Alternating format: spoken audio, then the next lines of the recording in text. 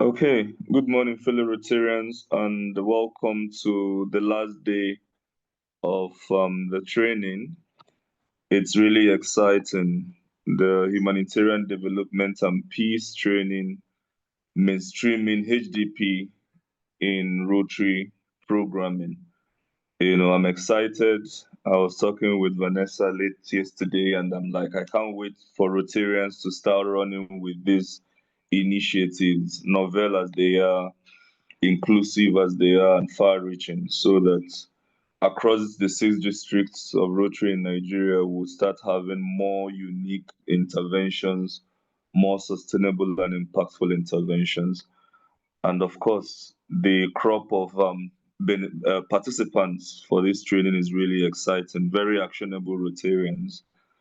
On this note, before I call for recap, I would like to have a few emphases. The communication we sent out this morning laid emphasis on the need for the post-training survey. You would recall we had a pre-training survey, which we said was very important. Post-training survey is also very important. That would help the team to gauge your level of assimilation of the concepts that have been so far rolled out since day one. Additionally, there would be a quiz afterwards. In our usual practice, all our trainings are quiz oriented. So we don't gift out the certificates. We want to make sure that indeed our participants are in tune with what was taught. We also understand the exigencies of classification. So our trainings are recorded, and by tomorrow, they would all be on our YouTube channel, which I would also share on the platform. So in case you missed day one or day two or missed certain sessions, please visit the recording and catch up.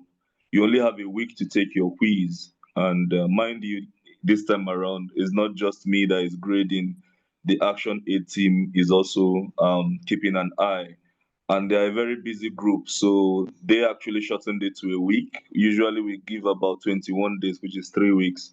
But they have other interventions to keep tabs on. Earlier today, I was in one of their programs as well on homegrown school feeding programs. So Action Aid is a very busy entity that is involved in a whole lot. So please, let's be timely and have this certification. Reminder once again that if you are registered for this cohort, we would not be letting you get involved with the upcoming cohorts in any time soon. So I would strongly advise that you make this count. On this note, I would like to invite my number one participant, Rotarian that turns up earlier than everyone and has remained consistent. I personally love consistency, and that's what peace building requires. Persistence, consistency, diligence, perseverance, and Rotarian Olukemi Alake has shown all that. So please, Ma, do us the honors of recapping what we learned yesterday, Ma. You have the floor.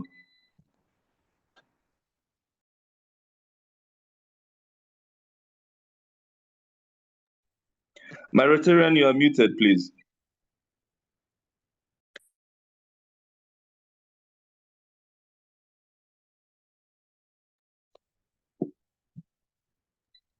Who are you directing it to? We did not catch you well.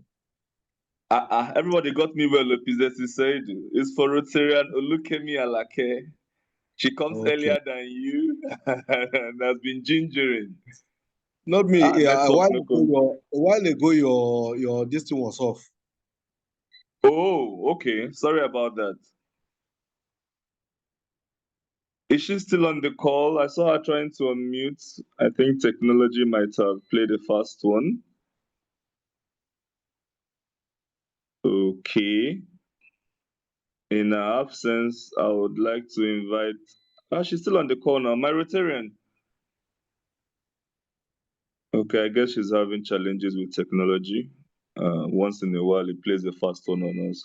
I want to invite another Rotarian that has been joining from China and asking plenty questions to give us a recap so that we make sure that the responses we give are well sunk in. Rotarian Nobichukwu Okafor, please give us a recap of yesterday's training.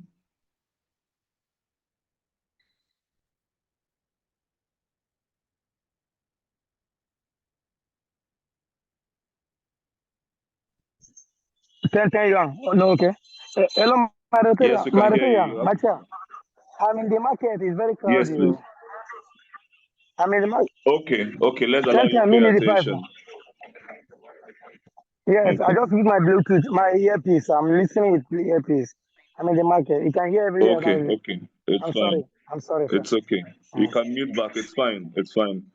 Okay, let me invite Dr. S.A. Adeniran to give us a recap. He asked a very important question yesterday, and I'm sure he paid attention keenly. Dr. S.A., you have the floor, please.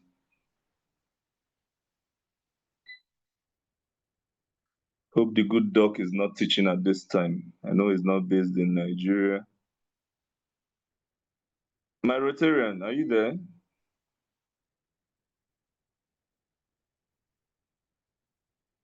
Okay, let me invite the National Legal Advisor. She was also on the call early and paid rapt attention.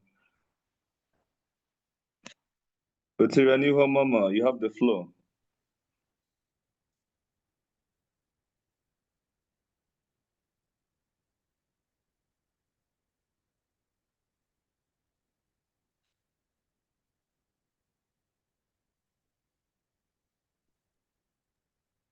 My chair. Yes, ma'am. I'm not in a conducive atmosphere to give a recap. I'm so sorry. Okay, my chair. Yes. All right. Okay. Okay.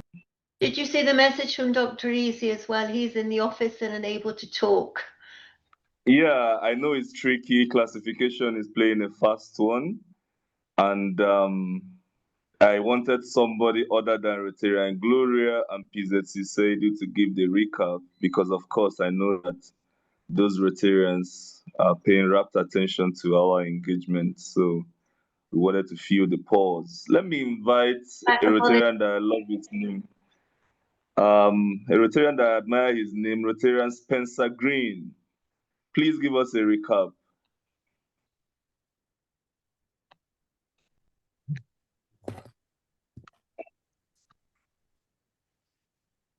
My Rotarian. Yes, I'm with you. Good morning, everyone. Good morning, sir. All right. Basically, we were given a lecture on the HDP Nexus Approach, where mainstreaming,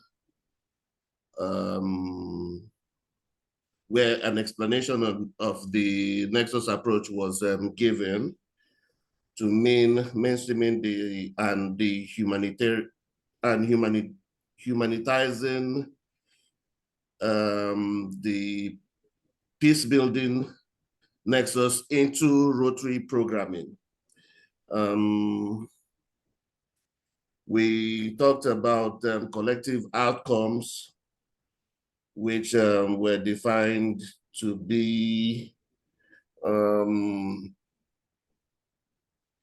we talked about collective outcomes, we talked about collective advantages, and formulating programming for collective outcomes. We also determined what's the best entry point for HDPN planning and collective outcomes were. Furthermore, we talked about stakeholder engagement and collaborative programming with the HDP Nexus. And basically, it was just a summary of collaborating and engagement. Details can be gotten. If I can just put a small summary if I'm given some more time. Yes, you have some more time, sir. Give the summary. All right. I would let me write something down and post on the platform. Okay, sir. Thank you so much. I would like to invite Rotarian Yeye to please cap it up for us while Rotarian Spencer is posting on the chat as well. My Rotarian, you have the floor. Good morning, my Rotarians. Sorry, I'm on the way. I'm entering the car now. Okay, ma. Yeah, I'm only listening. Okay. At this juncture, okay, ma. I think I'll invite Madam Vanessa because I'm aware that we would finish earlier than scheduled today for the Jumat prayer. So we need to really maximize our time. Please, ma, you have the floor. Good morning. Good morning, everyone. Thank you so much, Dr. Pietro. It's great to have everybody here on day 3. Thank you so much for the recap, covering some of the things that we've been discussing since day 1. I'm very excited to see how we progress beyond the training in terms of actually implementing and operationalizing the HDP. Today's session is primarily going to focus on walking us through mainstreaming collective outcomes in the work that we do. We're also going to be sharing a template on action planning. So what we want to do with that is see how the heads of the different clubs can go back with their teams and formulate a plan to start to operationalize and mainstream the HDP into the work that we are currently doing. And of course, we have the quiz that will be administered a bit later, and we're looking forward to seeing the responses. Ultimately, I like the comments that were shared earlier. This entire thing is about collaboration, doing things differently and innovatively, stepping outside of our comfort zone and augmenting some of the practices that we've been using in humanitarian programming, and just working with those key stakeholders, individuals, affected persons, to actually address the needs on ground. Like I said yesterday, this is something we've been doing and doing excellently well. And the HDP just wants to come in and supports to augment and make what we do more impactful and more far-reaching. So thank you, everyone. We're glad that it's resonating with our core mandate, and I'm looking forward to seeing what we do with the HDP Nexus. So very quickly on mainstreaming collective outcomes, we've determined that the new way of working is the one way that we are able to achieve impact in the long run. And because collective outcomes offer the opportunity to bring all of these different stakeholders, different actors, and different organizations together to focus on one particular result or one impact we would like to see in the long run, we're looking to see how we can go back and reflect on what plans we have on ground, plans that we've been thinking about, and how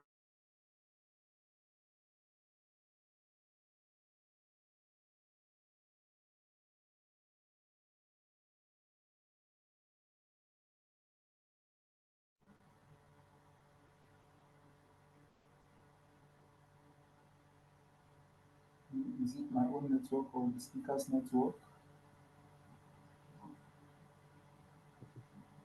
I think Vanessa has frozen. Network challenge. Yeah, we'll just be patient.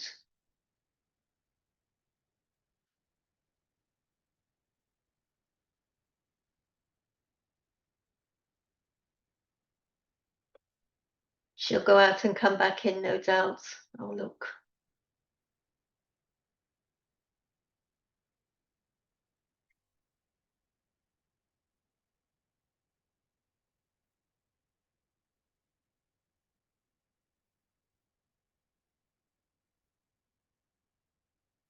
Please, everyone. Sorry, the power went out here. And when that happens, the internet usually goes with it. So just give me a second to share my screen again, and we can continue.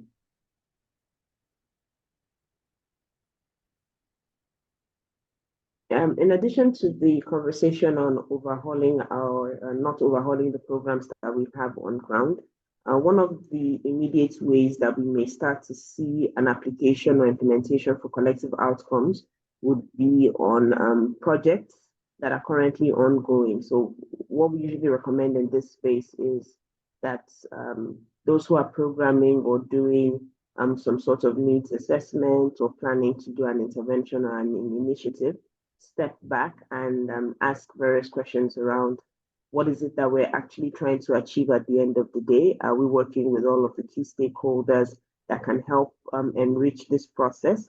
Do we have all of the perspectives represented? Are we mainstreaming peacekeeping and peace building into the frameworks that we're using? Are we leveraging some of the different plans that are currently on ground, be it state development plans, regional development plans, or national development plans? And are we also taking a look at what has been done in the past that has worked or has not worked, and how are we modifying around some of those things? So think about any projects that you are currently doing or projects that you are planning to execute in the next couple of months or weeks. Do we need to step back and see where there are missing gaps or where there are missing links in terms of integrating action across humanitarian development and peace building? One of the things that came to mind yesterday while we were having the conversation is the fact that I know that Rotary is primarily humanitarian. We want to go in and give one-off support. And it struck me, is it easier to, work that support into existing structures? For example, a number of organizations are doing development work. They may not necessarily have enough funding or enough expertise around humanitarian intervention, and the Rotary can start to support in that structured way. This doesn't have to be overhauling what you're doing, but adding a separate component in terms of these programs that are currently running have structures, they have data, they have access. Can you key into that to make your own programming stronger, to make it more impactful, and of course, to help sustain development as we go along? So what are some of the practical steps for HDP practitioners to start to undertake so that we can effectively mainstream collective outcomes? There are 10 steps that we recommend. However, we don't want you to bother to memorize each and every one of them. It's something we see in practice, and it's something that you start to see reflect as you implement HDP or as you integrate HDP into the work that you're doing. The first would be to understand what the national HDP plan is alongside its priorities. And that cuts across emergency response, migration governance, livelihoods and resilience building, peace building as well, and ensuring that there's a transition from humanitarian needs to early recovery and livelihoods. The next is to identify collective outcome areas. What are those spaces that we need to start programming collectively around?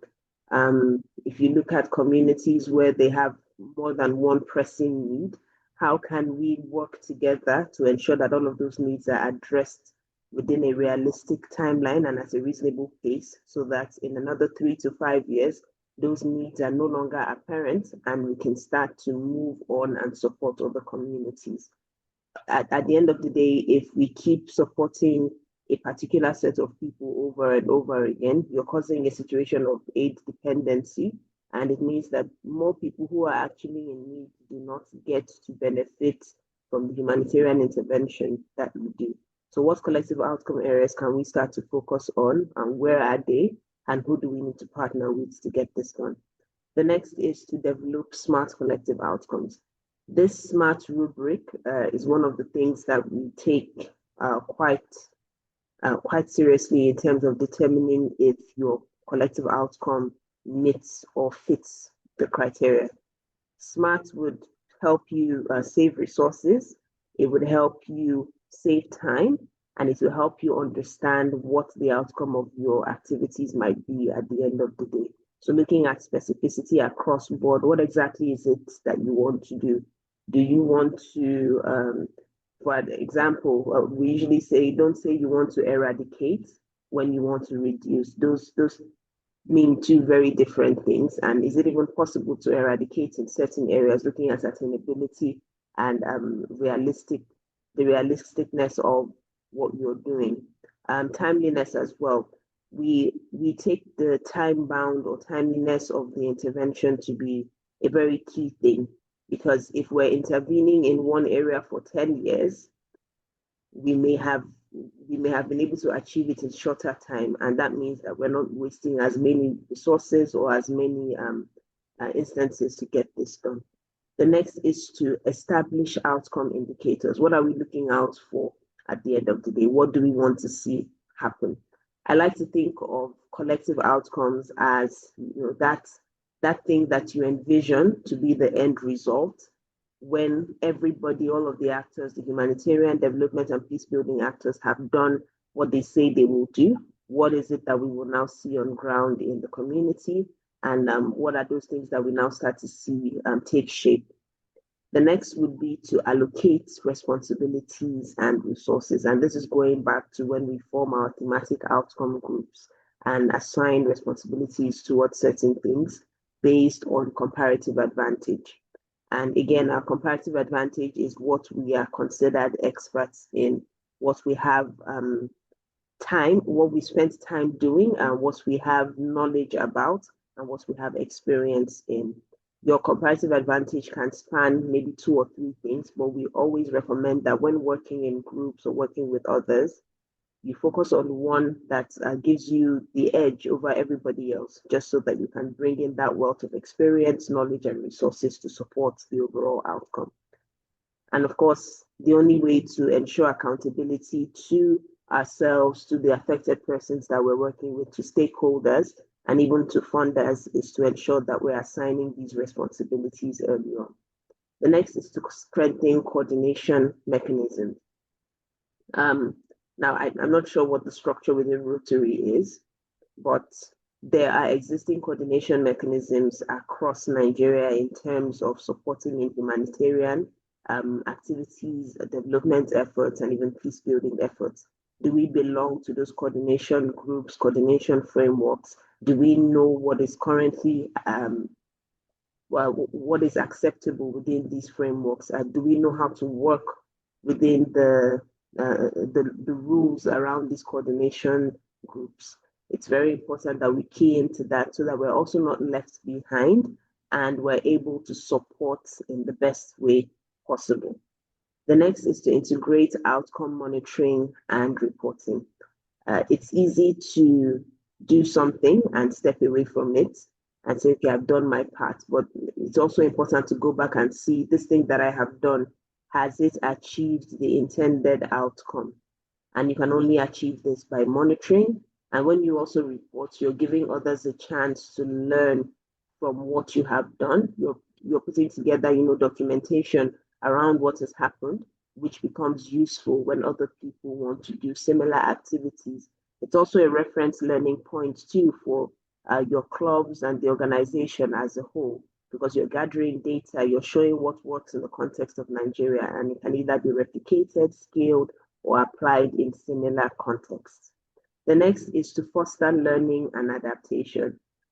Change is the only constant thing, and because things are constantly changing on the ground here in Nigeria, I would say that the HDP is advocating for us to go beyond the normal practices and learn and adapt as we go.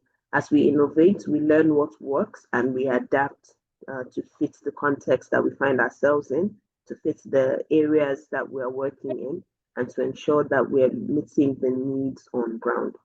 The next is to engage communities and beneficiaries. Engaging communities and beneficiaries is a non-negotiable. This is because they are the ones with the pain and the pain points. And if you program without involving them, you're more likely to do what they do not need. You're only coming from your own perspective. And if you want to have impact, you must come from the perspective of those who have the pain, who have the issues, or who are most affected by whatever the crisis is or whatever the issue is. It's a non-negotiable for us. We see them as a primary stakeholder in everything that we're doing. And they should be involved not only when it's time for us to carry out the intervention, but even through the planning process so that they can offer key insights and key learnings that can shape the way that we approach the initiatives that we do. And finally, to promote accountability and transparency. This is also where we bring back to mind the thing about honesty and intentionality. if we are not accountable, if we are not transparent, if we are not open about how things are currently done or how we are hoping to achieve certain things, how do we now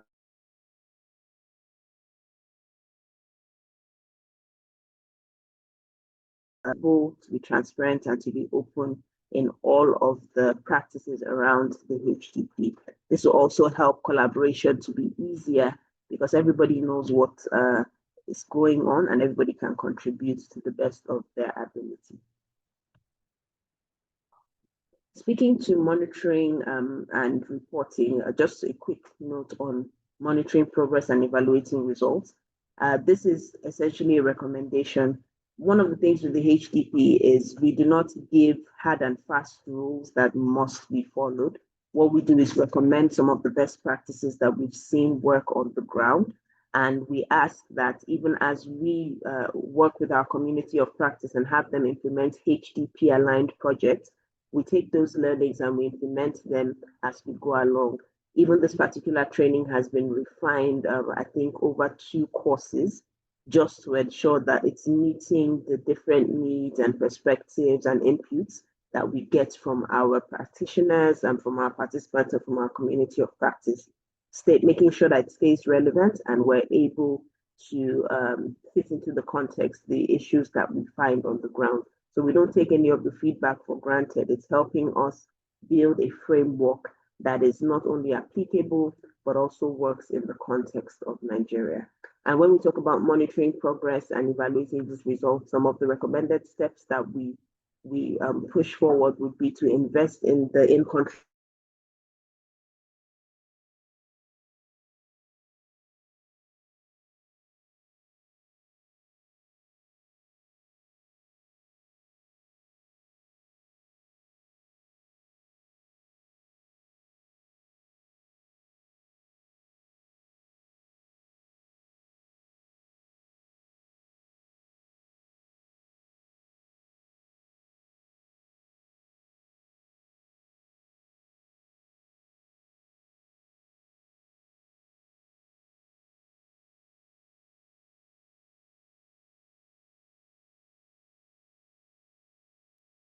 My apologies, everyone. The internet is a bit shaky today. I guess it knows it's the last day.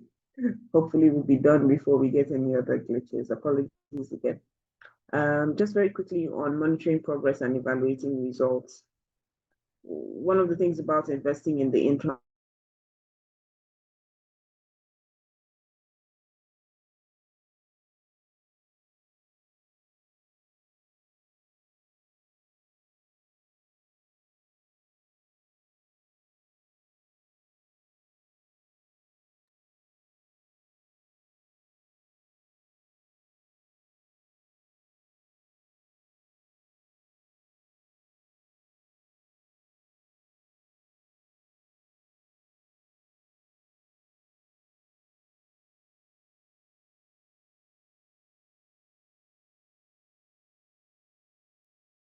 Hello, can you hear me, please? Yes, we can hear you now, Vanessa.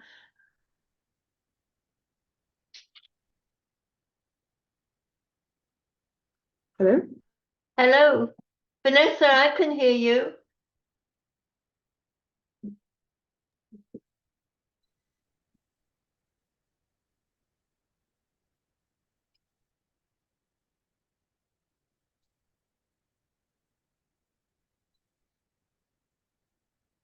Vanessa, something that might help you, I hope you can do it with screen share. Take your camera off.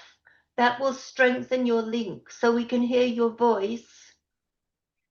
Try that, but obviously you need to continue to screen share.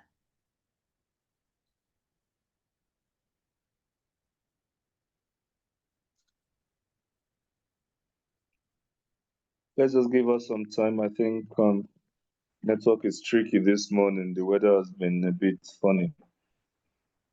Almost people are logging in and logging out, and I can relate. Yeah. Well, I think we should be fine now. Apologies again, and thank you. Can you see my screen?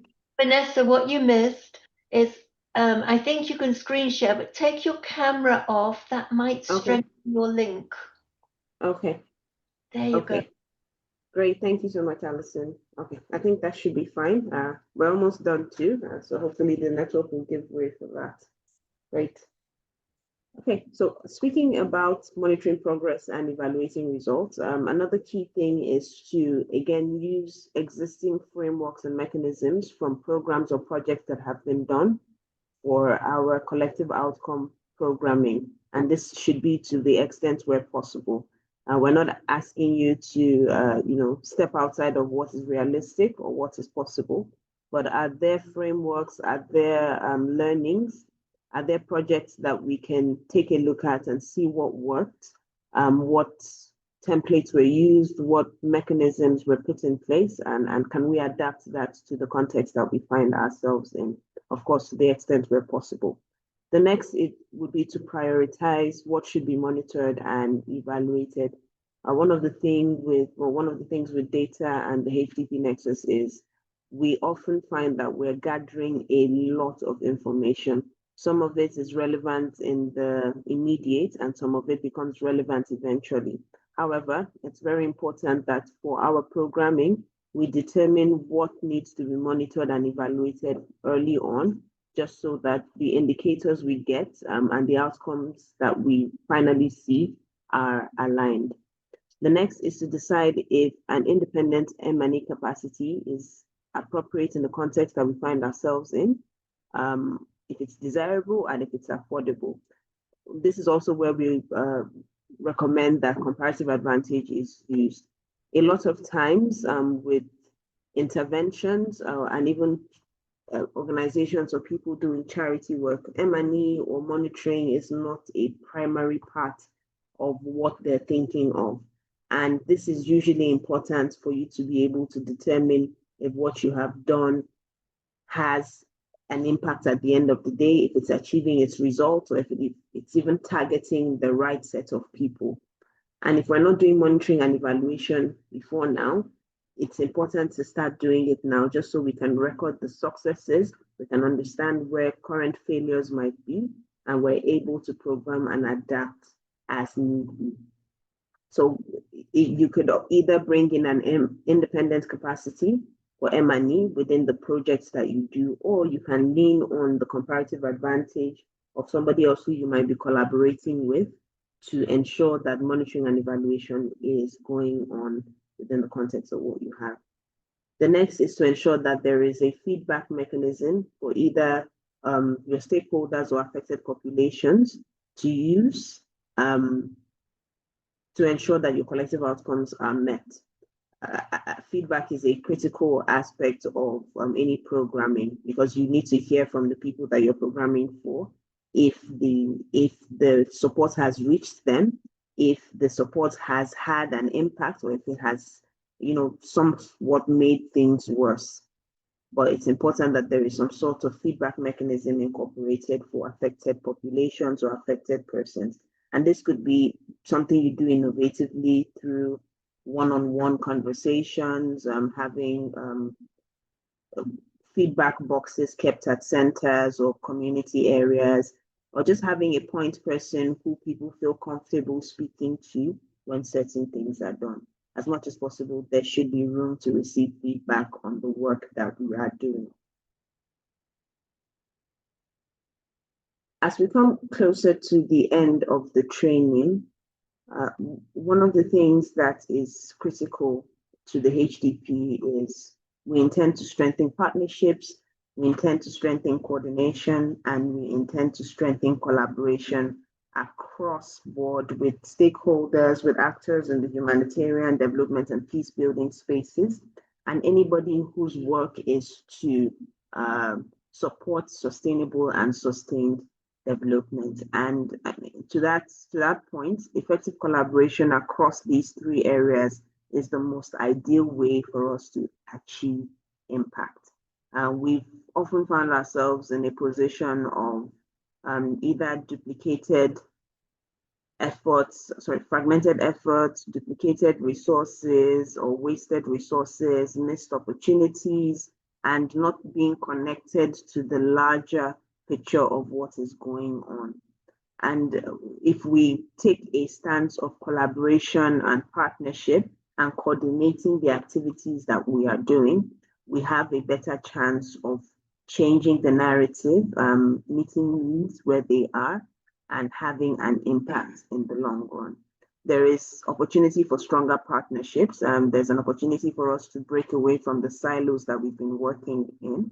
And there's an opportunity for us to coordinate what we're doing better so that we're not wasting resources, we're not wasting time, we're not wasting effort, and we're not discouraged from the work that needs to be done.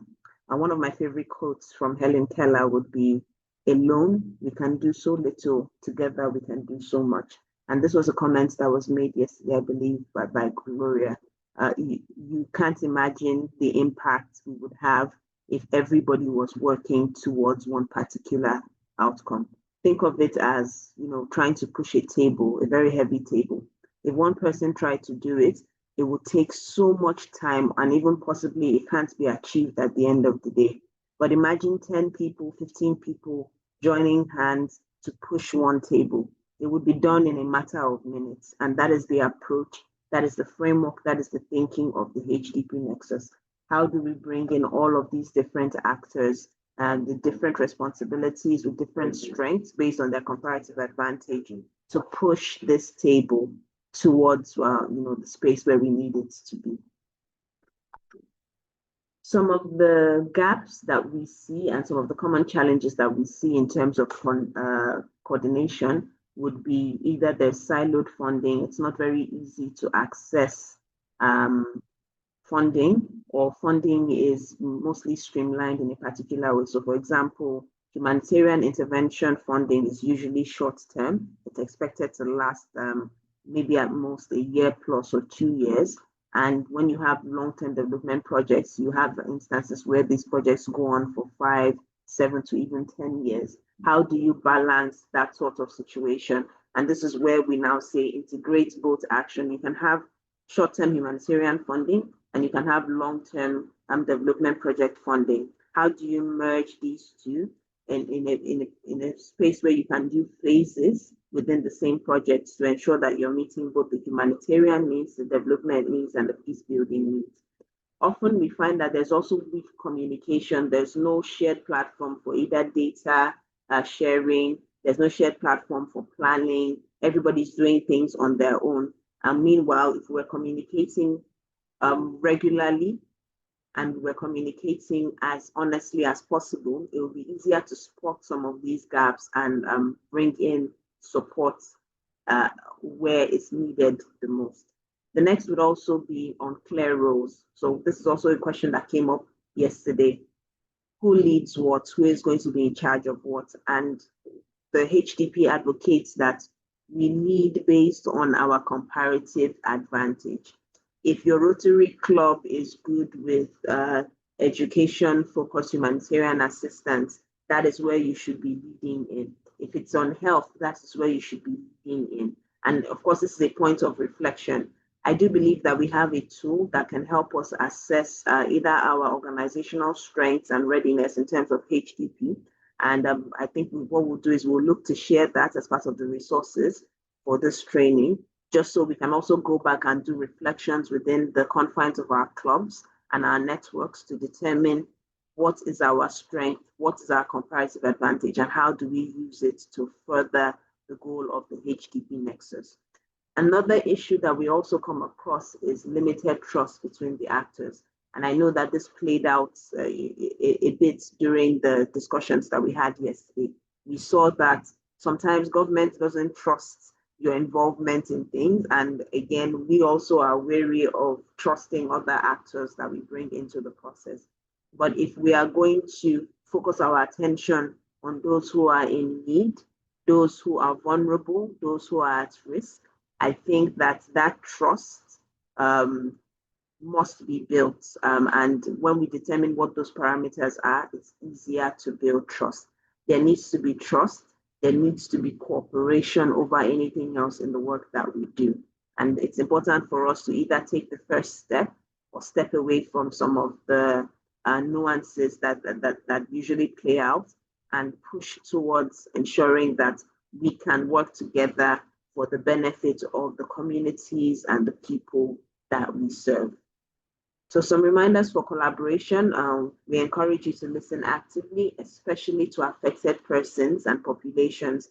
Yes, it's great to have a grand idea, a grand plan, but does it fit the current needs of the people that you want to support? I always say that a good idea is nothing more than a good idea. And if you want your good idea to have impact, it must be aligned with the needs on the ground. And one of the ways we can understand what those needs are would be to listen actively. The next would be to build on others' ideas, innovate around what has been done before and what can work in the context that we find ourselves in. The next would be to focus on practical actions. What is practical? What is achievable or attainable? What is realistic? And finally, embracing diverse perspectives. We all bring something unique to the table. We all bring a different perspective, a perspective that nobody else might be thinking of. And that can enrich the outcome of whatever programming, whatever initiatives or actions that we want to take. Diverse perspectives will enrich your final outcome. So invite as many people to the table who are relevant to what you are doing and hear what they have to say. At the end of the day, you will come out with more knowledge and you'll be armed to do what needs to be done in the right way. One of the other things we teach within the HDP Nexus is the relevance of business development and how it can change the way that we do things and help us access funding beyond some of the usual mechanisms that we've been using. If I'm not wrong, I believe that a lot of the activities that the Rotary and the clubs do would be self-funded through dues and those sorts of structures. And the HDP Nexus, first of all, realizes that there is a completely untapped market of funding out there that nobody is looking to. I'll give you an instance. I saw, I think about 2 weeks ago or so, that MTN Foundation was doing something in terms of, if I remember correctly, I think it was a livelihoods project or so. I'll just point out that there are so many large corporations, companies that have funding earmarked for corporate social responsibility programs across Nigeria. And because those corporate social responsibility programs give them a tax break, they are always looking to divert money to do things like that. But if the general public is not aware of it, they don't take advantage of it, and money is sitting and not being used for anything. Can we begin to tap into some of these unconventional funding patterns and start to fund the projects that we have on ground? There are so many groups that have foundations or even have a department dedicated to doing good or impactful work in the communities that their business is either hosted in, or communities that are somehow linked to the company. A lot of them have thematic areas that they focus on. So for example, Access Bank does a lot of women-focused initiatives. GT Bank is all about food and fashion. If you have anything in those specific thematic areas, they are always eager to support. Wema Bank is all about digital innovation. They have the funding for that. I believe Fidelity Bank at some point was funding agric-related projects or agro-related projects, and you wouldn't believe the hundreds of millions of naira that you can access to do the work that you need if you have a good proposal, if you have a project that speaks to all of the different areas of the HDP and involves all the critical actors that will ensure that the project is sustainable. I'd also say that there are also other innovative ways around even getting some of these organizations to partner with you. So for example, with all of the commercial banks, I'm aware that they have a quota of loans that they must disburse within every year. And one of the new things that the NGOs within the space I work with do is when we do a program for a group of affected people, we tell a bank, come in, provide soft loans, and the takeaway for you would be we would open a bank account for everybody who is a part of the project. This means that they have met their quota without overstretching themselves, and they have an opportunity to still disburse loans, which is part of their mandate for that particular year, and ensure that there is financial inclusion for a community that they may not even have access to. Another thing about the business development component is we take into cognizance the fact that every business is either looking to expand, to make profit, or to be more visible wherever it finds itself. And if your project can speak to any of these key things for these corporations or these commercial banks or these organizations, it is possible for you to access funding. A number of them mark millions of naira for marketing initiatives, outreach initiatives. And if your projects could achieve that same outreach outcome for them, they would much rather give you the money, because it's good to go to a community and see, a borehole system and see sponsored by MTN or sponsored by Dangote Foundation or sponsored by this. These companies want that visibility, believe it or not, and it gives them an opportunity to expand and become more integrated within certain communities. I like to say that no business can thrive where the people are not thriving. If your business is in an area where nobody can access your services, pay for it, or even be part of the ecosystem of your business, eventually your business will die off. So it is in the best interest of these companies or these corporations to support the work of development through either humanitarian assistance and peace building efforts. And we can start to take advantage of that. I always encourage, sometimes it may not even be money that you technically need for executing a particular project. You may just need resources, and that resource can be in form of those actual items that need to reach the affected persons. Sometimes it's just as simple as writing to some of these organizations that you have contacts with and letting them know that this is what I want to do. How can you support? We need so and so number of tablets for an education intervention. We need this number of bags of rice from who's the biggest rice producer? I think Red Bull or so. I'm not quite sure. Just reaching out to these corporations, because the truth is they have these things and they are willing to give. But if nobody asks, they sit in warehouses for years to come and they just become a waste. How do we use this knowledge to our advantage to fund or to support the programs that we have on the ground? Ultimately, coming with a business mindset would allow you to look at it as a give and take relationship with some of these unconventional funding partners. What do you give them, and what's the trade-off at the end of the day? It is business, so it can't be a structure of we're doing this, so give me this. It also has to be a conversation of what they are benefiting from doing this. And we can leverage the fact that development is in the interest of everyone, and it is also something that is part of their mandate. Every corporation, every company is expected to do CSR. And if we don't take advantage of it, it won't be done. I'll just give a quick example. So I live in the Northeast, particularly in Yola, and about 2 weeks ago, there was a flooding here. And there's a Chinese company that operates a dam just close to the area. And one of the things that they did was to come in and support the rebuilding of fences that were torn down, just to ensure that the people in this area can feel their presence as a company that cares about the community. So I bet you that when we start to program, we will start to see those businesses or those entities around us a bit differently. They are not just businesses, they can also be a vehicle to drive us towards sustainable and sustained development through funding, through partnership, and through collaboration.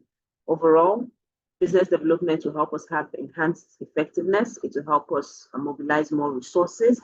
It will help us scale and program more sustainably. It will help us innovate and adapt to changing situations, and it will help us understand how powerful collaboration and partnerships can be in terms of achieving our goals.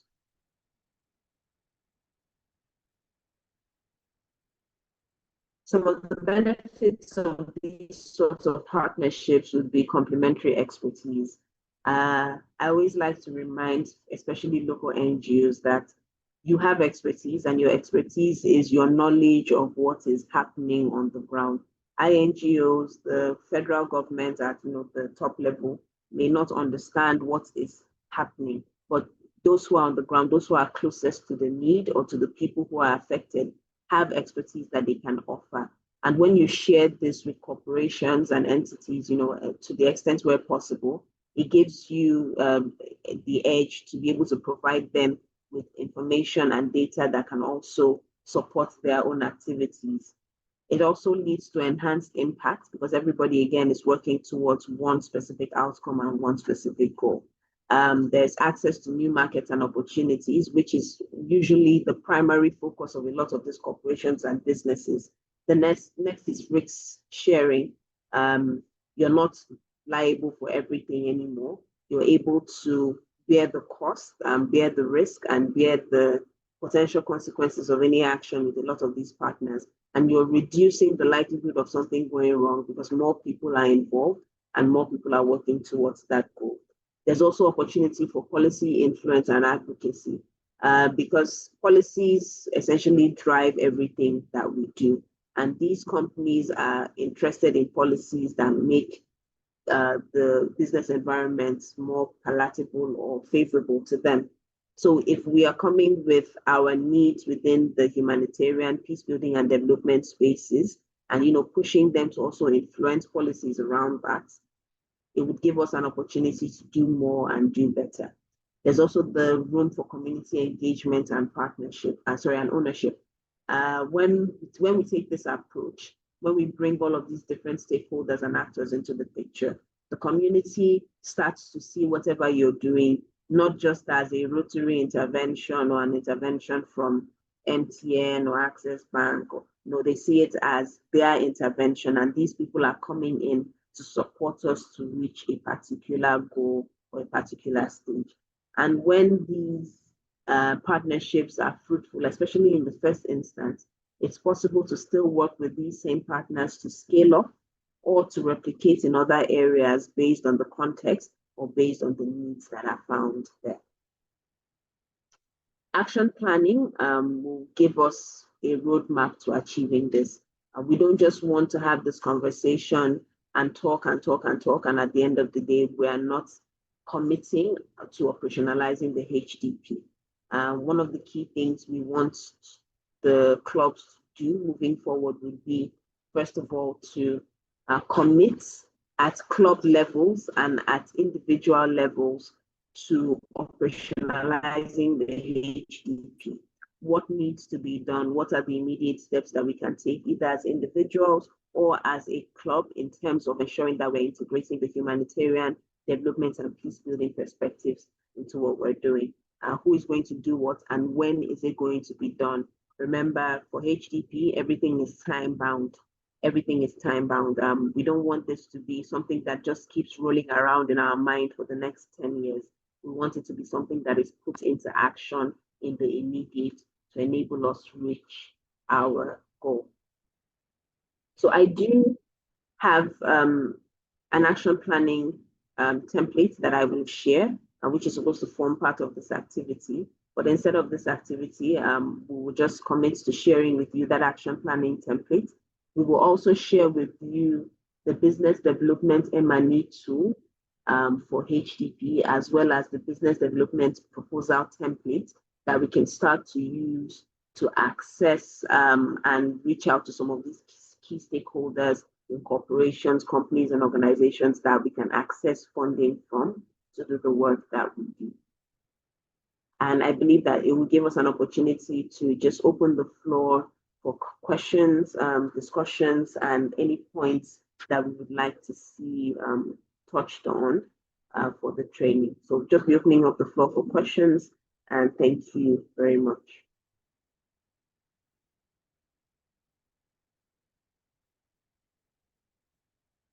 I'm just going to quickly check the chat if we have questions there. So please feel free to join, to ask any questions in the chat or to take the mic and go ahead and share. Thank you.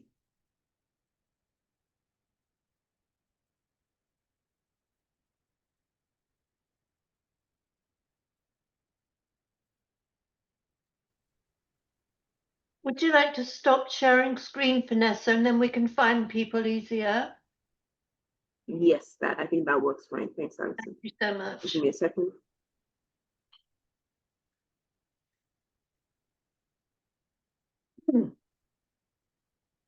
Okay, have we got any raised hands for questions, comments?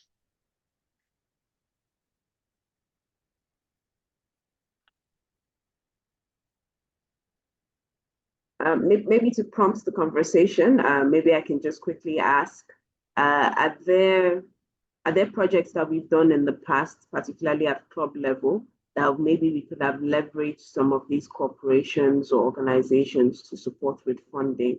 And just, quickly thinking back, are there certain things we've done in the past that we could have done better with the partnership or collaboration of and bringing in the business development perspective into what we're doing?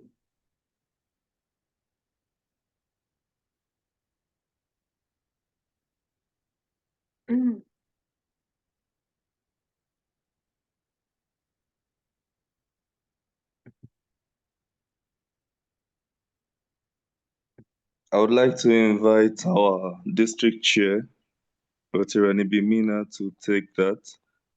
I think 9142 does quite a lot that certainly HDPN could be leveraged upon.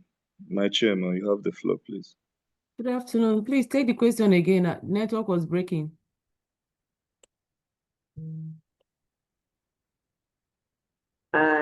Yes. Okay. Can you hear me? Yes, I can hear you now. Okay, great. Yes, so I was asking, are there projects or initiatives that we've done in the past that we think we could have leveraged some of the corporations around us, some of the businesses that we know, to actually achieve better impact? What could we have done differently if we had this information?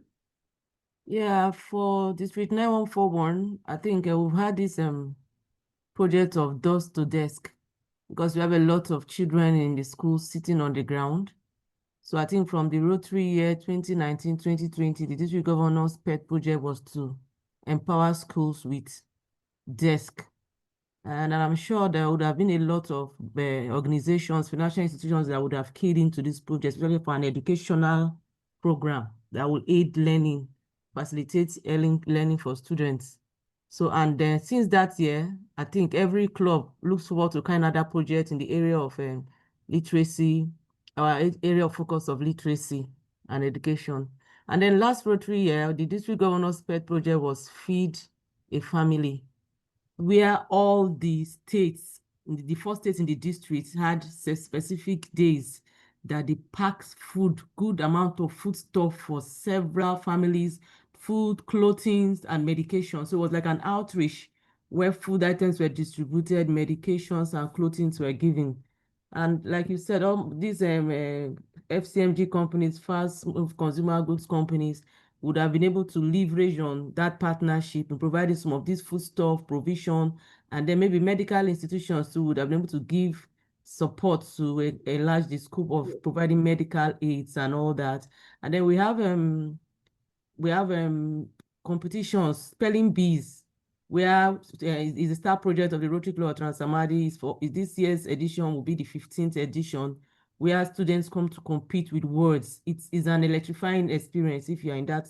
So we can have partner with organizations that can give computers, laptop systems, good textbooks, English textbooks, and all the learning aids to students that participate and also win these prizes. We also have choral competitions, like one of the thematic areas of focus for the Action Group for Peace is musical concerts. So if we're able to bring youth, because music has a way of capturing youth, deviating them from social biases. So if we're able to carry out such musical concerts, engaging students in the schools to participate in these competitions, and we have organizations that will give musical instruments as gifts, give platforms, sponsor students to go for further musical training, it will go a long way to enlarge the capacity of the youths and the society at large. And we hope that with these trainings and engagements, we're able to have that level of collaboration to have access to such institutions so that we can have these benefits more to our clubs and the society.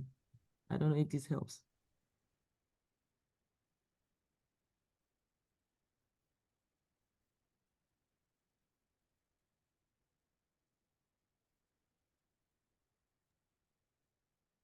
I'm done. Can you hear me? Yes, we heard you. Thanks for that intervention. Thank you. I think, Thank you. That's very succinct. Thank you so much. I'm excited to hear that. Just a quick thought for the spelling bee, and just to share something I know that a friend of mine does when she has programs like that. So companies that have, like you said, fast consumer good products that focus on children-based things. So for example, NASCO does the whole lot of biscuits and cornflakes. And what she does is to write to them every year and just have them provide the refreshments for everything that would happen. And they do it without any issue. Sometimes they even brand some of the shirts and merch that volunteers and others wear. So that's a way to take off costs from you completely. I think that would be exciting to see, and well done to you as well. Thank you. So is it possible for us to get the contacts so that we can reach to them? Fortunately, I'm the chairman for that project for the next 3 years. So I'd like to take advantage of this connect.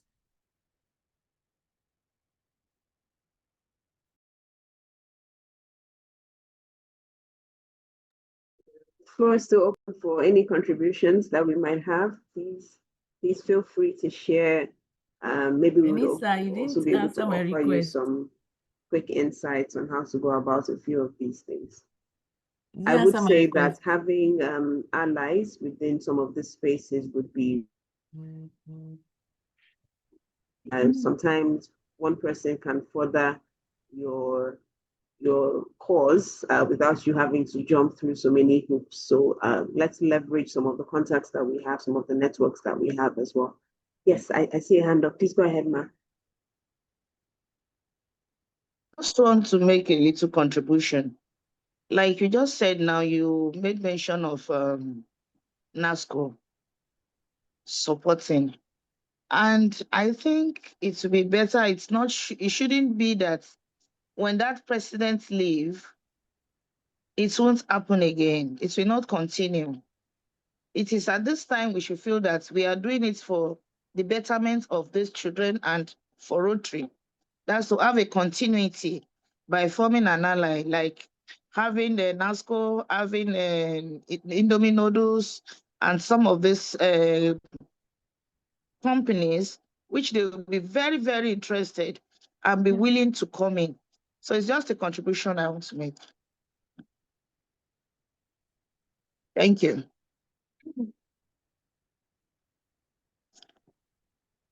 I'm also thinking we have Rotary View. So often people are just putting up their global grants. There's no reason why as a club you couldn't put up there some of the things you're working on. For instance, you could say that you were looking for English textbooks, etc. You could also say that you were looking for volunteers who could build desks and raise money to bring the money out to buy the materials, etc. So think outside of the box as well and use every avenue that's open to you. Yeah.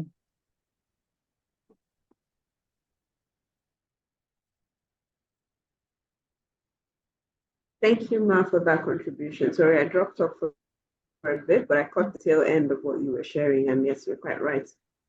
All of this would definitely enrich our approaches at the end of the day.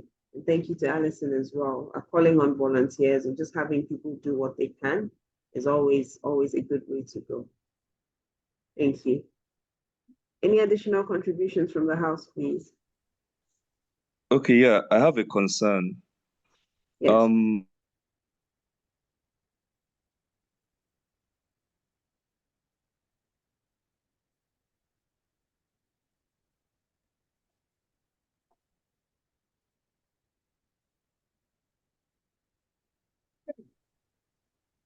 Pietro, have you lost sound? Sorry. I was just about to ask as well. I can't hear him. He's in on one. He may have to come back in. Oh, here he is. There you go. Hello? Yes, Pietro, we've got you now. Okay, yeah. Sorry, the network affected the other line. So I was saying that there seems to be an increase with corporate entities beginning to have a not-for-profit arm or an NGO. Let me put it like that. You see the likes of Dangote and Dangote Foundation, MTN Foundation, etc.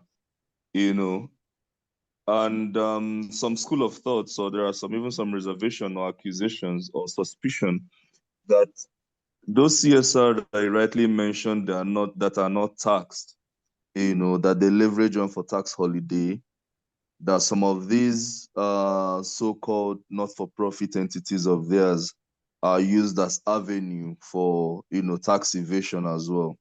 So the challenges we seem to be having is that when you reach out to these corporate organizations that are business inclined and ordinarily shouldn't have any business in NGO, they rather prefer that their NGO is working in one thematic area of their choosing or not. So how do we maneuver some of these things? And are there policies, since I'm aware that Action Aid helps the government in some of these policy articulations and co. Are there things being done to address this? Because it's on the increase that you have those business entities now beginning to have NGOs and whatnot. So it becomes difficult for an organization like Rotary, and other humanitarian organizations to have access to some of these CSR resources.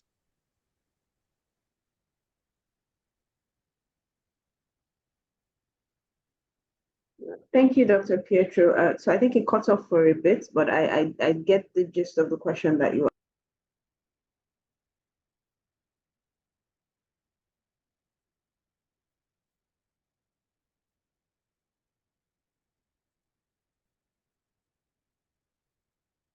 hello, everyone. I'm back. Yes, Dr. Pietro. So I caught the gist of your question. I would say that usually these things are a bit tricky, and like you rightly mentioned, because they are expected to do these activities around corporate social responsibility. And for the longest time, a lot of people were not tapping into it. And as you rightly said, it's a means for tax cuts and tax benefits for them. These foundations are cropping up because they've not had anything to do with the money that they've had on ground. And one thing I know about some of the structures of their foundations is it's not, while it might seem closed, sometimes it's easier to No. Sorry, Alison, can you help mute these people and kindly make me co-hosts? I don't have access to mute them anymore.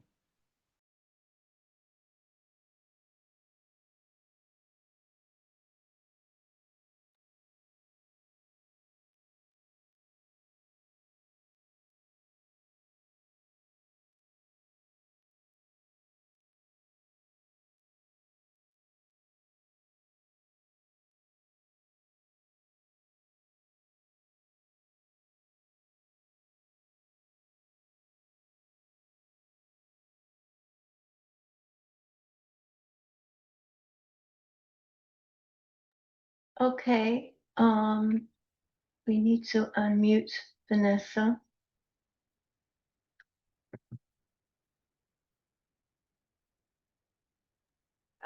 Okay, I think I got it from here. Thanks, Alison. Great. Okay. Yes, just as I was saying, so these foundations are particularly cropping up because, again, a lot of people were not accessing the funding that they had on ground. And I don't know any company that wouldn't want a tax cut or a tax break when they see one. One of the things with these foundations as well is they're not opposed to collaborating with outside actors. Again, because they don't have an understanding of the space. the humanitarian space, the development space, or the peace-building space. They are for-profit organizations, and it's not out of place for us to begin to partner with those bodies that they have. The foundations that they're coming up with or they are instituting are, in as much as they want to, have something in-house, it's also still an avenue for us to be able to collaborate. For Action Aid, in terms of advocacy, I'm not aware of any policy on ground, to either stop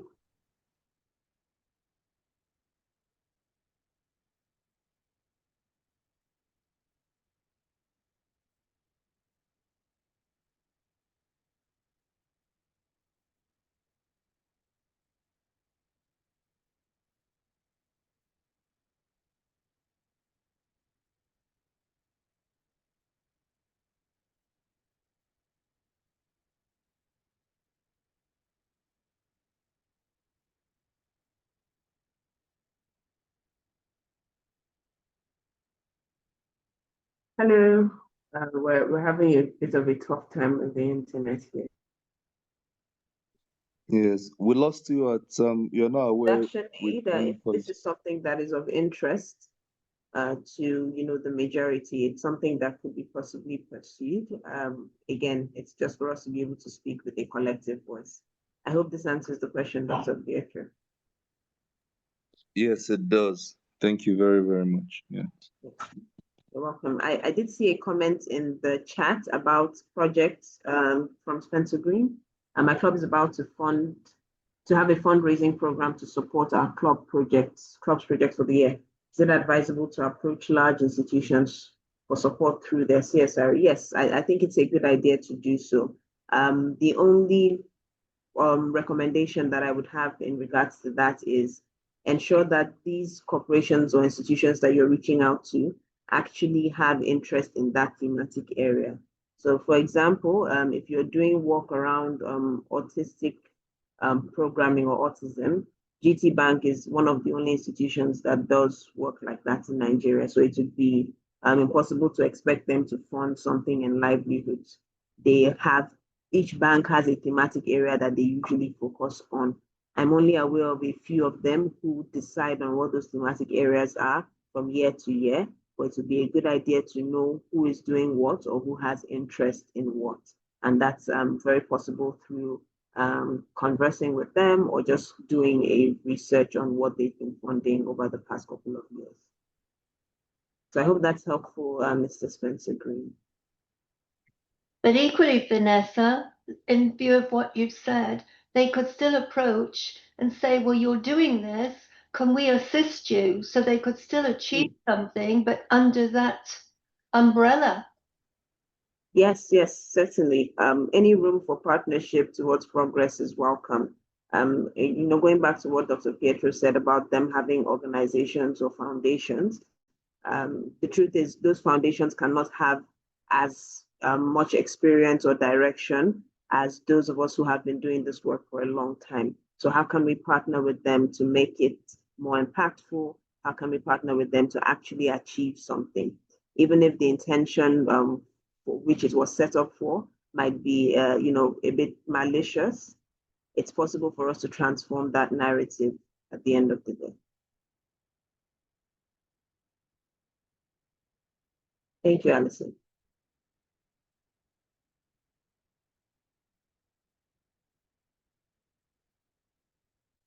Okay, floor is still open for questions, contributions, thoughts from everyone.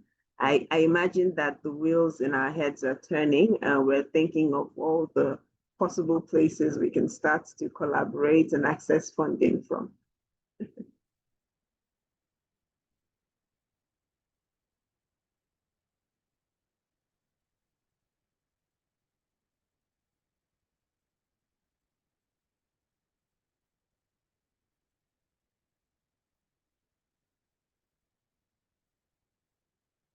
Okay, so as we wrap up with the conversation, just permit me to share my screen one more time and show us what the next steps are for the training program.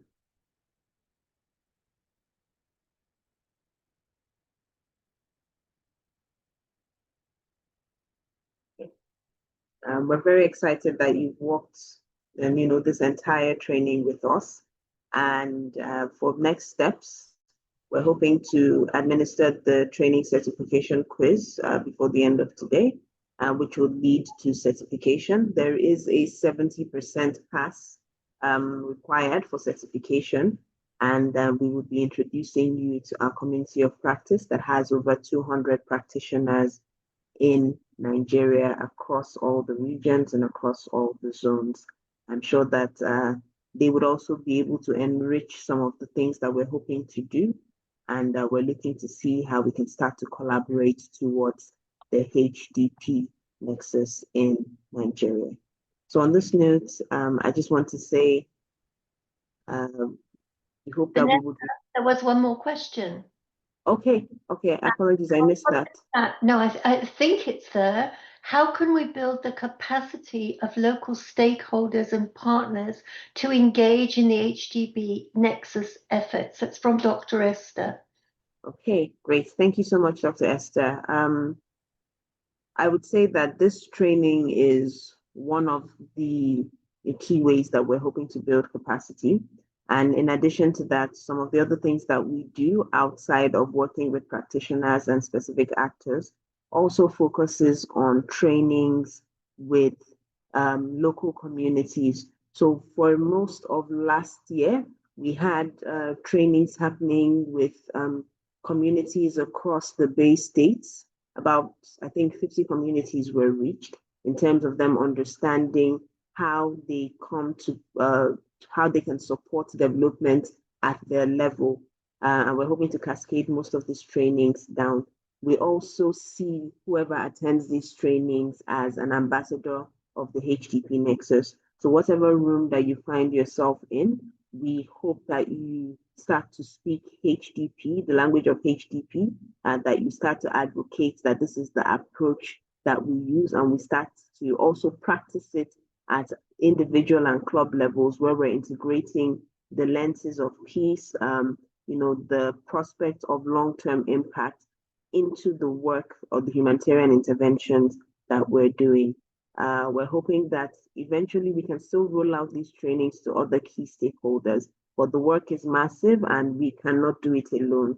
So we also ask that wherever you find yourself, that you are an advocate for the HDP Nexus and you are championing the cause of integrating our actions across board.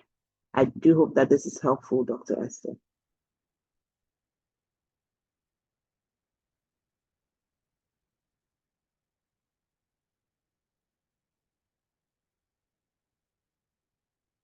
Great, thank you. I do have yes, great, thank you so much.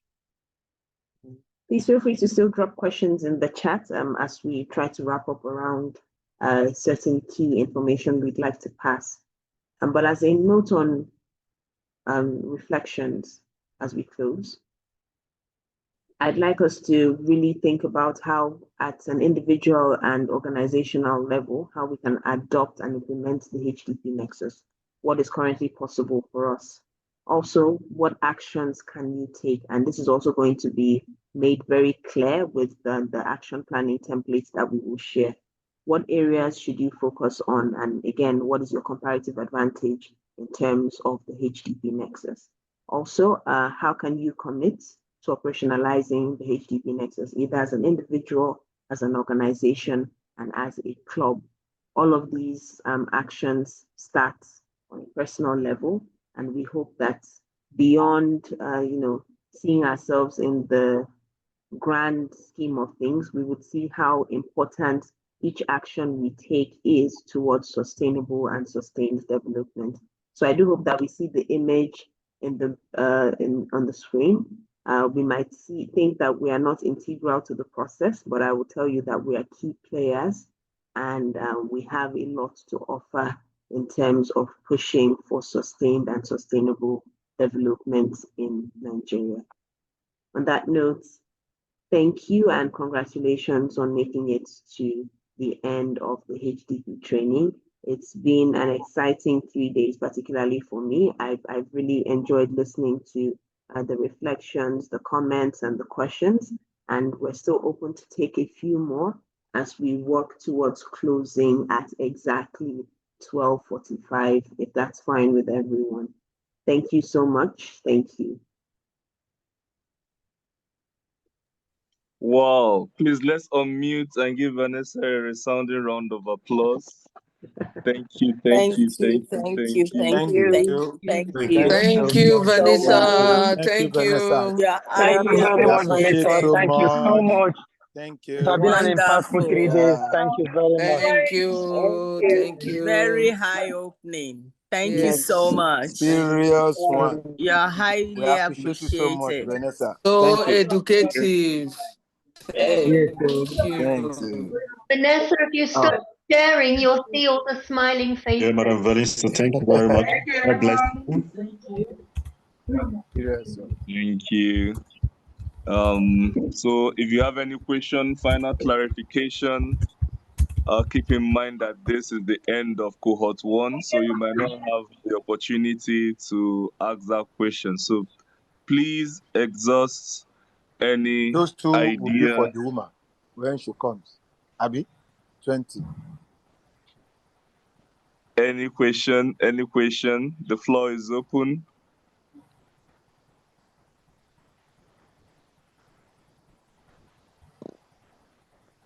Can we stop sharing and then we can see who's got questions, Pietro? Yeah. Super, thanks. Okay. Thank you.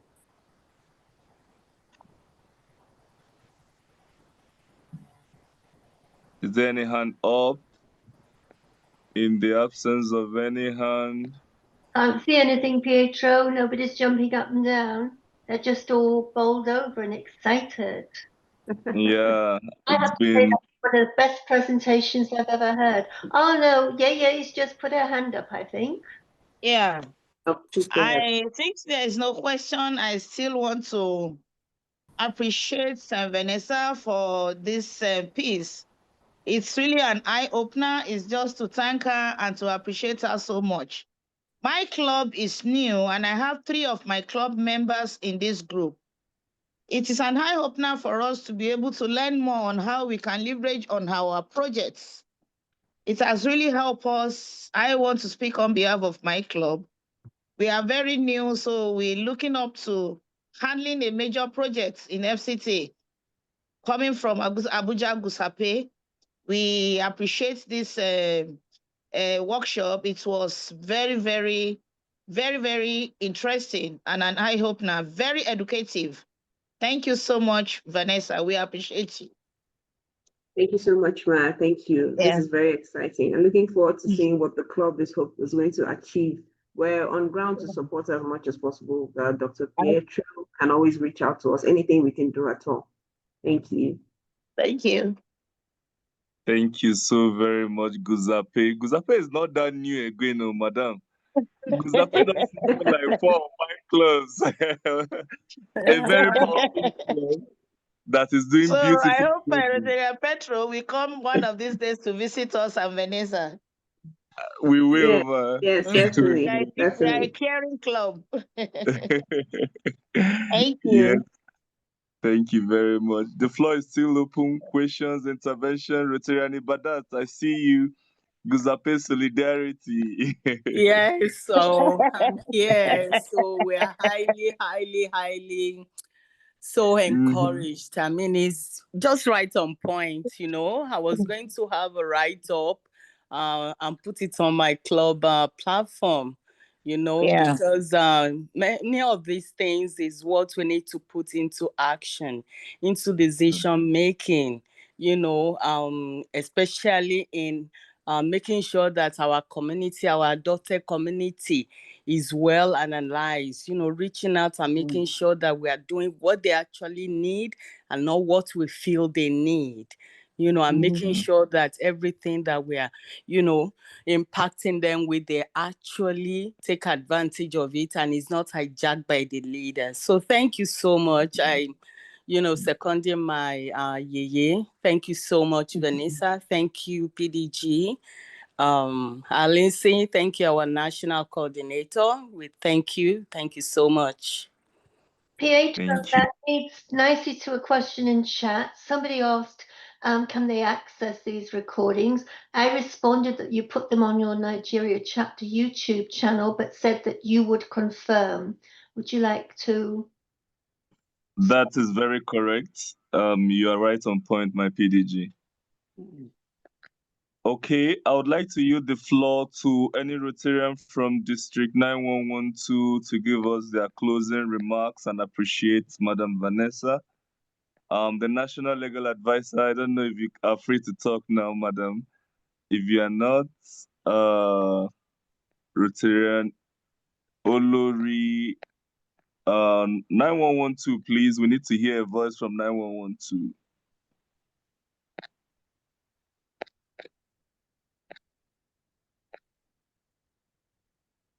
The movers and shakers. You people cannot go quiet too.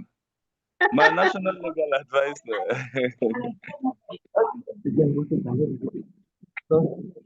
Hello, good afternoon.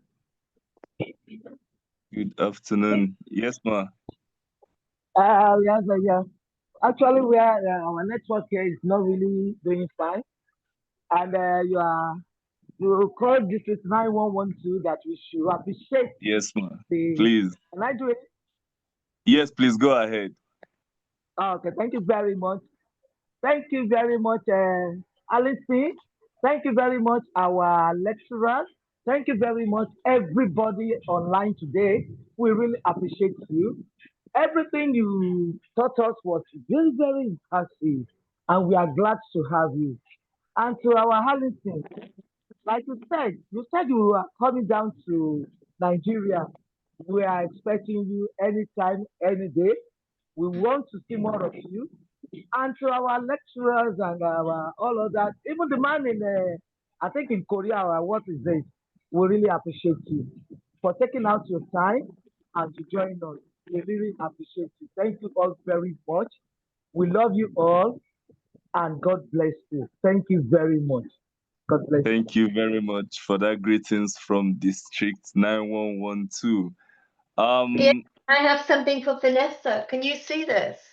It's a great big star, balloon star. You see? Wow. Wow, well deserved. Thank well you. deserved. Thank you, Alison. That's very sweet. That was sweet of you. Thank you.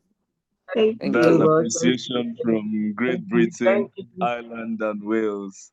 Thank you, Thank PDG you. Alison.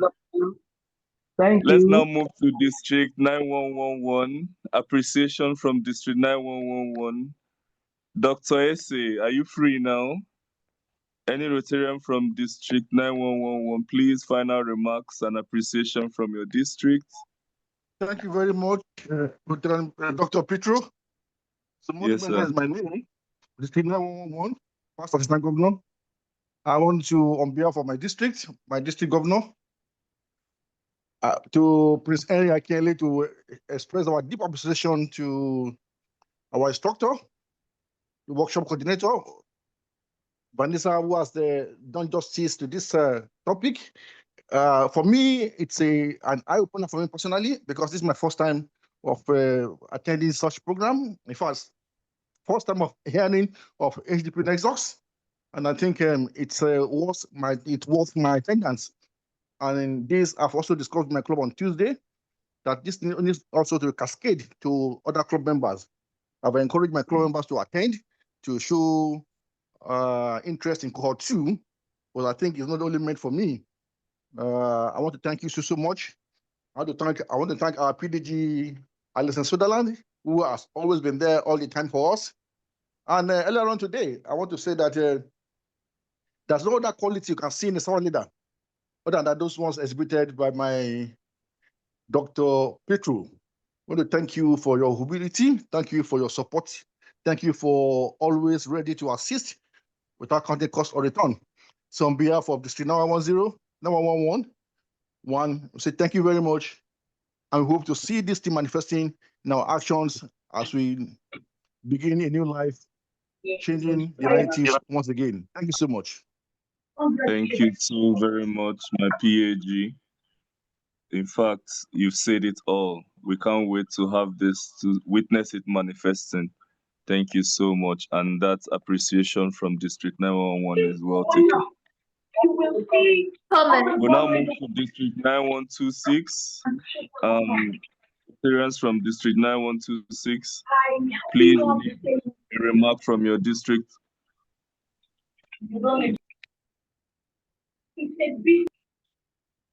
Rotarian Peter. Please, can we stay muted? Rotarian, look at me, ma. Come to my house. Come to the office. Hold on. Okay. 9126, the floor is open. Rotarian Peter, Rotarian Ayodeji. We've also started the training session.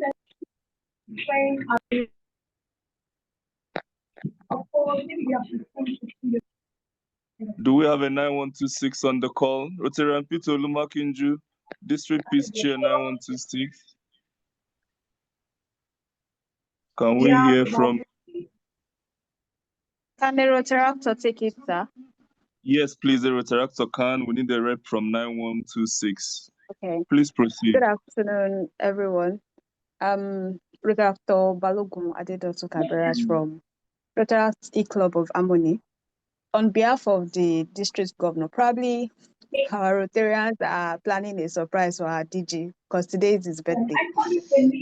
So on behalf of the district governor and every other members of Rotary District 9126, we'd like to appreciate the organizers of the program. Thank you for enlightening us. Thank you for the past 3 days of enlightenment, the past 3 days of teaching us better about how to make peace in the world. We really appreciate every insightful message that you've taught us so far. Thank you very much. Thank you so much for that remark from District 9126. We appreciate you and we wish Rotarian Batife a beautiful, happy birthday. Did you see the comment in the chat? It's a very important one, Vanessa, because it said all expectations were met. Wow. Beautiful.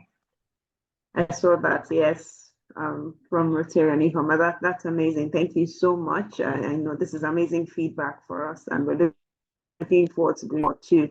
More people, more reach, more ambassadors for the HDP. And thank you so much. Thank you. Thank you. That is a very beautiful recommendation from our National Legal Advisor. Now in 9127, we have lots of Rotarians from 9127. A quick remark on behalf of the district governor to appreciate Action Aid and our facilitator.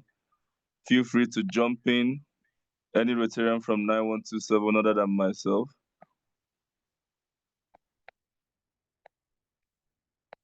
(9127) PAG Emeka Ilebunam, Rotarian Gloria Thomas, our capacity Rotary leader.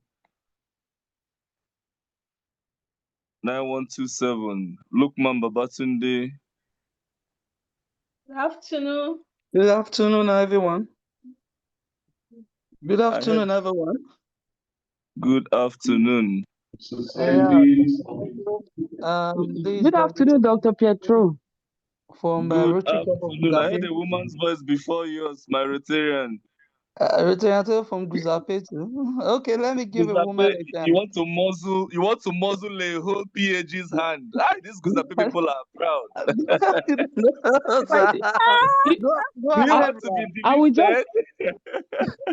I will just bite his finger. He will not print again. Please, ma, forgive him.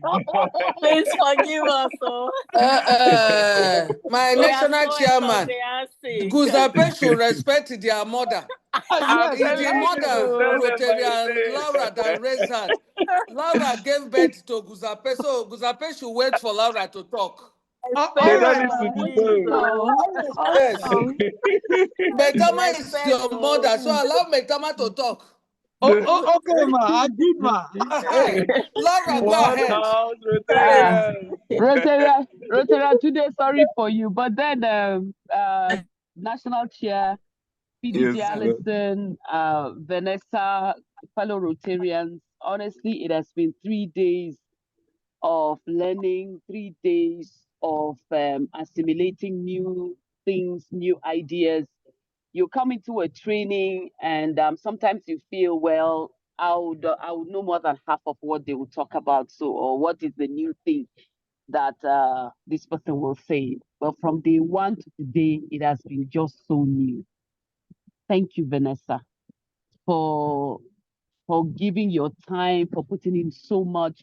You know, the way you were making this presentation, it was so relatable. It was so easy to follow and to understand. So like they said, all expectations met, all the boxes were checked. We thank you. We thank Action Aid. It's not just enough for us to have listened, to have learned. It's for us to deploy what we have learned into our programming and in our projects. One thing that I'm taking away from this training is the fact that we can't work alone. We can't do anything on our own. As a Rotary Club, as Rotary Clubs, we need to collaborate with others to get the job done. And if we want to do big, good projects, we need to bring in other Rotary Clubs, other development partners who are working in communities where we are. The more we are, the happier we shall be and the better we will do. So we thank Action Aid. Please keep tabs on us to ensure that we do what is necessary. Thank you, Dr. Pietro. You've been bringing a lot of trainings to us and opening our eyes to things that we ordinarily would have ignored or would not have bothered with. This is one action group that is not just an action group for anybody. It is really active. It is really in motion. This is when we say Rotarians at work. This is really Rotary Action Group for Peace at Work, because peace is not just an activity, it's a process and it is work. So thank you. I'm currently at a coordination meeting for development partners, and everybody is referring to the fact that we need to work together. We need to build resilient communities. We need to help people see that together they can accomplish and achieve peace. So thank you so very much, Vanessa. We look forward to taking that test, and I know that we're all going to make it with flying colors. Thank you very much, everyone. And on behalf of District 9127, we are just grateful. Thank you. Wow. Thank you so much, my very distinguished Rotary leader, for that remark on behalf of District 9127. Indeed, all expectations has been met by Vanessa and the Action Aid team. Now we move to District 9141 to get a remark on behalf of the District Governor. Rotarian IB, do we have another 9141 on the call? If we have a Rotarian from 9141, order from our district peace chair of 9141, please jump in. If not, I'll have to stress my chair once again, whom I love to stress. Rotarian IB, please give us a special remark on behalf of the district governor. Thank you, National Chair. I wish there was some other person. I hope I'm not the only one on this training.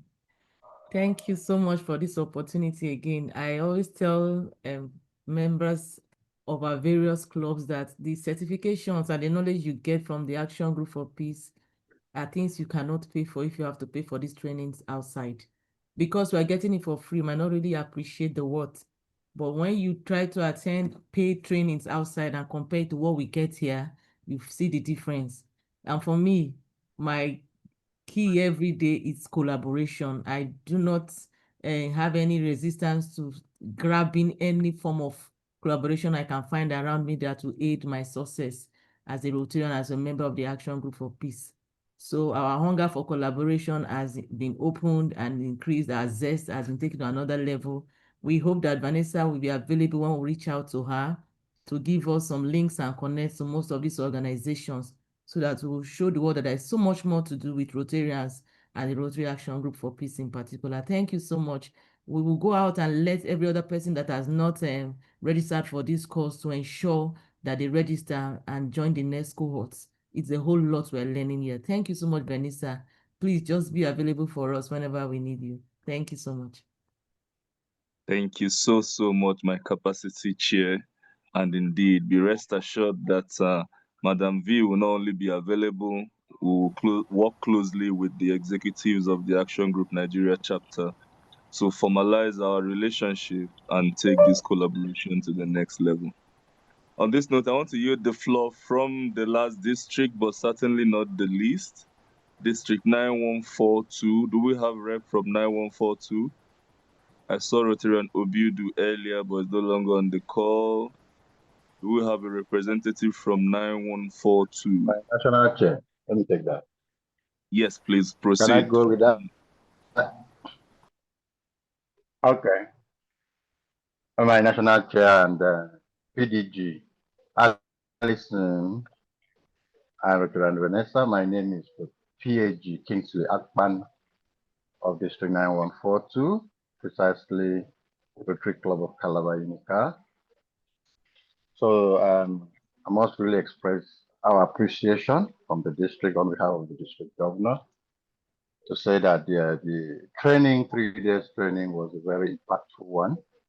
You know, from the first day, all that the people have said is the truth. So it's now left for us to go out there and make good use of the information we've gotten.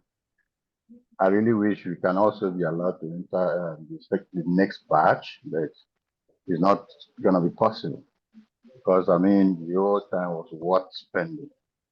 You know, thank you so much for all the impactful information. And then thank you for organizing this, our national chair. We are really proud of you. We hope to step out there and make our community proud and make it really peaceful. I really appreciate it. Thank you. Thank you so much, my Cross River State Peace Coordinator. We thank you for the exceptional work you are doing in the state, and we thank you for bringing that remark on behalf of District Governor 9142. Madam Vanessa, we thank you so deeply on behalf of the Board of Directors and Executives of the Rotary Action Group for Peace Nigeria chapter. I extend special greetings and appreciation to you. And be rest assured that we will come knocking. We are partners in progress, and we won't stop touching base with Action Aid to enhance Rotary initiatives in Nigeria. Thank you so much. Thank you especially to PDG Allison, who continues to accommodate us, supervise what we are doing, and ensure that we achieve optimum results. On behalf of Rotarians in Nigeria and Rotary the world over, we take a special toast to Action Aid Nigeria. We wish them long life, more goodness, and the best of whatever they do. To the Action Aid Nigeria. We to love the you. Action Aid of Nigeria. Distinguished Rotarians, ladies and gentlemen, we've come to the end of the training, and we thank you all for your time and attention.